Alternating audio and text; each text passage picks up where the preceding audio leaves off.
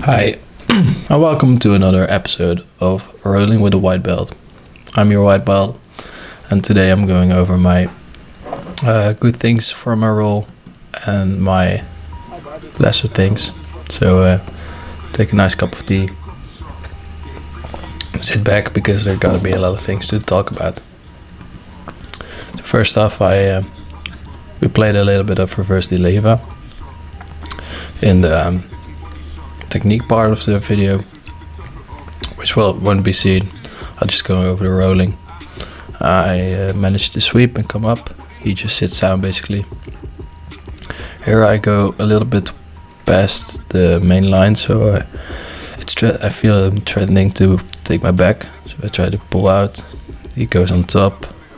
I catch the leg for like an over-under pass, and he has really flexible legs, which I discussed in the last video. So he's trying to get a reverse triangle on me, but the arm isn't in nearly enough. At least my shoulder is completely out.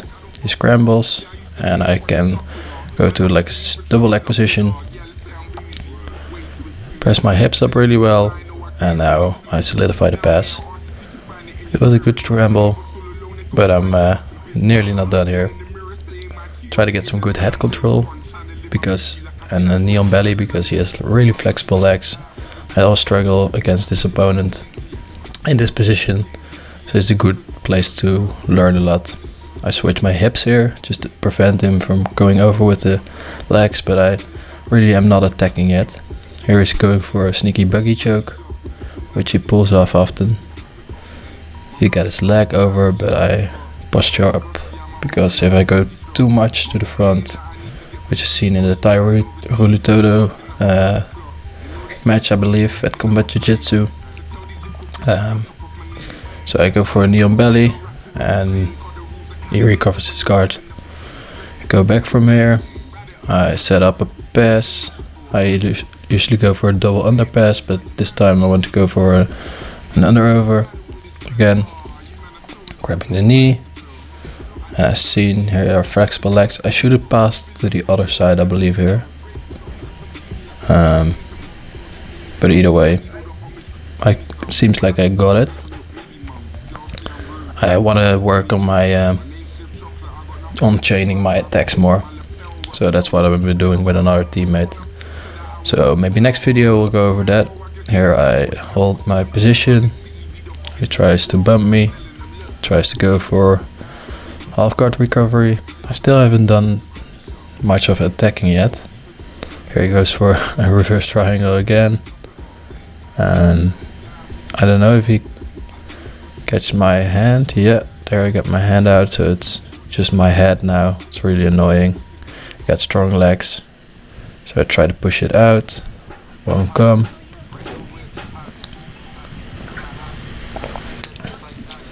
He's trying to get my elbow control here, and I fight it off.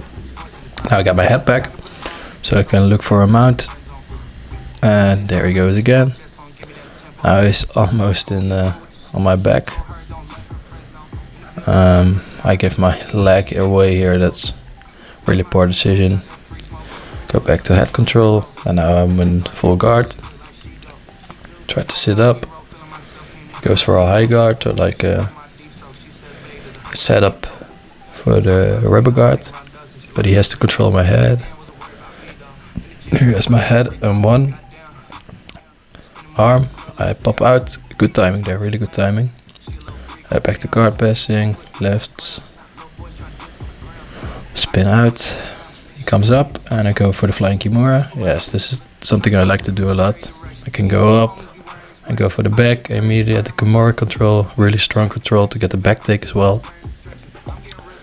So here I'm just looking to get my hooks in. Yeah, one hook is in, and now I'm going for either power half Nelson, which works out really well. Got one hook in, the other one is fighting the arm. And here I go for the choke. Now he has to defend the arms, and I can get the hook in better. I go for seatbelt now.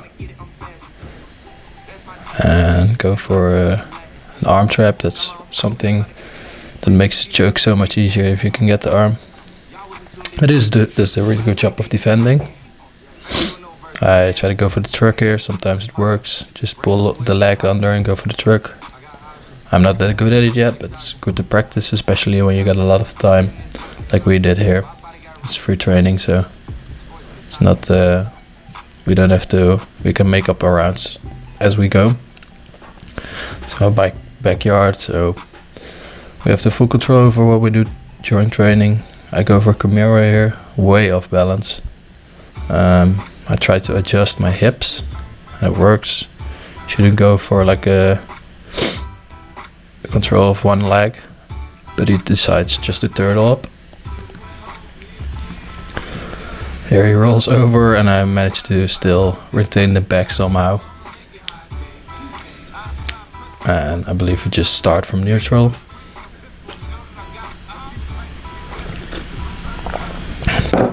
Yeah, we do. Try it in the back pass. Step over the leg maybe. Yeah, now step over sort of an STMA lock. I don't know what I was doing there. Looks really stupid when you look at it this way. I use both legs over. Yeah, there I go for the pass. As seen in the previous video, the flying Kimura failed, and this pass, I don't know how to call it, failed as well. But in this video, I'm doing a little bit better. Actually, I think this was before the other way, so maybe he learned from his mistakes and he adjusted very well. Go for the grapevines. He tries to bump and roll. I don't. Now I go for like an Americana, so he has to defend, and then I go for the backstrap or the gift wrapper, and I go for a nice back control, really low back control, where my knee and my hand is very high to get this hand isolated, and I get the 2-on-1 control with one hand like a Kimura. So I always go for either a Kimura sitting up or go for an armbar. And I transition to the armbar. He does a nice job of coming up, and then I solidify the position. Now the thing I do, he has to be careful because he always takes either my head or my arms. Now I threaten the reverse armbar by pushing on the elbow of the other arm, and when he goes to defend that, his arms are not locked anymore, and basically you can get a free armbar. At least that is if it doesn't slip out and it doesn't turn away. So you have to be careful, but it's a good dilemma to play. Like I did with the Americana as well. Threaten the Americana, he has to from mount or from mount side, he has to defend, and then you attack the other limb. This is like a system you have to work with. Here he's showing me what he would do. He said, like, if I press my arms together, just go for like a bicep slicer, I think it's called. Putting over the leg, like he shows me here.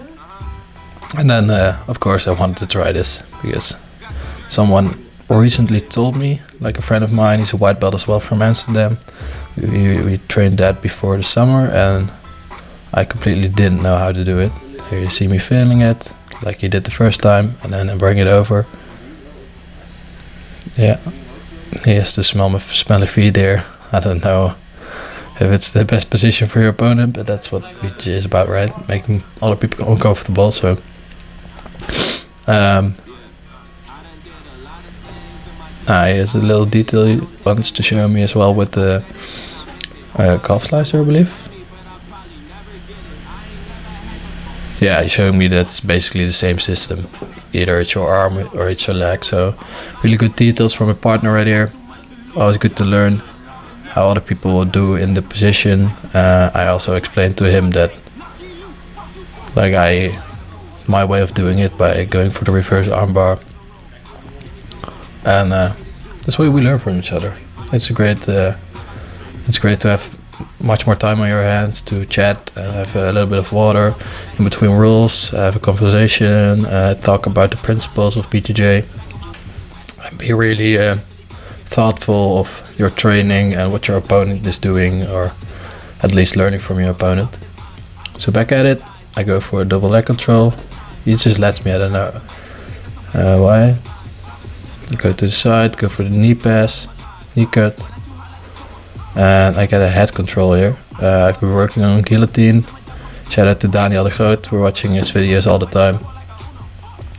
And I have an arm and guillotine here. I know I'm not gonna finish probably. I turn in my shoulder, try to put some pressure on it, not with my left land on the hip yet, but now I go for the normal guillotine, and now it's really tight.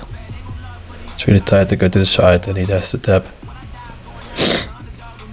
So thanks for Daniel for showing me the details. Go check out his YouTube channel as well. He has great videos about the guillotine. He has really good foot locks. He's training in Brazil. So if you want to go to Brazil like I do, I tried to go this summer. Go check him out or contact him for more information.